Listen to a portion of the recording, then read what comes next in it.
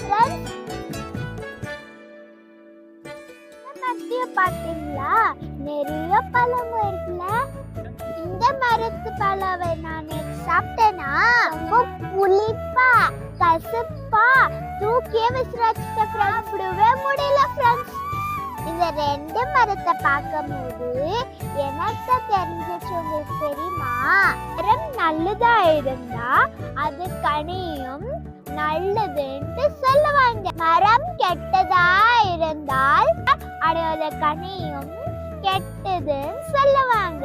மரமானது அது கனியினால் அறியப்படும். அதே போல் நல்ல மனுஷவைகளை இதயத்திலிருந்து எடுத்து காட்டுகிறான். மனுஷன் தன் இதயத்தில் கெட்டவைகளை எடுத்து காமிக்கிறார். நிறைவே வாய் பேசும். சோ நல்ல மனுஷன் யாரு, கெட்ட மனுஷன் யாரு, நீங்களே கண்டுபிடிச்சுக்கோங்க ஃப்ரெண்ட்ஸ். பாய்.